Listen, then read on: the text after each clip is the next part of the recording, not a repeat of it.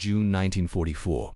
Somewhere in the quiet countryside of France, a German supply convoy moved slowly through the night. The trucks drove with dim headlights to avoid Allied aircraft flying overhead. Inside the trucks were fuel, ammunition, food, and supplies urgently needed at the Normandy front. The drivers were tense, knowing that every road in occupied France could be dangerous. Without warning, the lead truck hit a small metal object lying on the road. There was a loud bang and the tire burst instantly. Seconds later, the second truck stopped with the same problem. Then the third. Within minutes, the entire convoy was stranded. Air leaked from torn tires, and pieces of rubber lay scattered across the road. German soldiers searched the road and discovered the cause. Small metal devices were scattered everywhere. Each piece had 4 sharp spikes arranged in a special way. No matter how the device landed, one spike always pointed upward. The soldiers were confused. This was not a bomb or a modern weapon. It was something much older. The device was called a caltrop. It was an ancient tool once used by Roman and medieval armies to slow enemy soldiers and horses. In 1944, British engineers brought this old idea back to life. Instead of using it against feet or horses, they used it against rubber tires. When a truck drove over a caltrop, the tire was destroyed instantly. Germany faced a serious problem in occupied France. When the Allies landed in Normandy, German reinforcements were spread far across the country. Many units were hundreds of kilometers away. Railways were damaged by bombing, so the army depended heavily on trucks. Every road became critical, and every delay mattered. The French resistance wanted to slow the German army, but traditional sabotage was difficult. Explosives required training, timing, and technical knowledge. Bridges and rail lines were guarded and often repaired quickly. The resistance needed something simple, cheap, and safe, something that ordinary civilians could use without training. The caltrop was the perfect answer. It was small, strong, and easy to use. Anyone could scatter it on a road in seconds.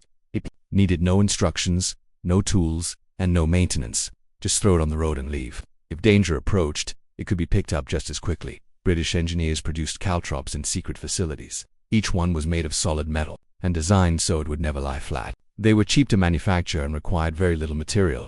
Thousands of caltrops could fit inside a single supply container. There were no markings on them, so they could not be traced back to Britain.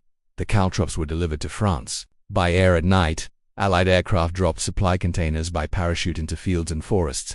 Resistance fighters collected the containers and distributed the contents across their regions. Farmers, shopkeepers, and villagers all played a role in placing caltrops on important roads. The sabotage campaign was called Plan Tortue. The goal was not to destroy the German army, but to slow it down. Like a tortoise, the enemy would be forced to move slowly. Every damaged truck, every delayed convoy, and every blocked road added to the pressure on German logistics. On the nights of June 5 and 6, 1944, coded messages were broadcast on the radio. These messages signaled the resistance to begin their operations. Across northern France, caltrops were scattered on major roads. German reports later described the situation as a plague spreading through their transport system. One German armored division stationed in southern France should have reached Normandy in 3 days. Instead, the journey took 17 days. Roads were blocked, trucks broke down, fuel ran short, and confusion spread. While railway sabotage and air attacks also played a role, road sabotage added constant delays. The German army responded with road inspections and armed escorts. They also carried out harsh punishments against civilians. Entire villages were destroyed and innocent people were killed in retaliation for resistance activity. These brutal actions showed how seriously Germany viewed the saboteurs' threat. Caltrops were not perfect. They were less effective against heavy military vehicles with thick tires. However, many German supply trucks were civilian vehicles taken for military use. These vehicles had softer tires, making them vulnerable. Staff cars and transport trucks were especially affected. The real value of the caltrop was not destruction, but time. Every hour of delay helped the Allied forces strengthen their position in Normandy. While Germany invested in expensive tanks and rockets, Britain invested in cheap tools that turned civilians into force multipliers. The caltrop was not a new invention. It was an ancient solution to a modern problem. British engineers recognized its potential, adapted it for modern warfare, and produced it in massive numbers. Its simplicity was its greatest strength.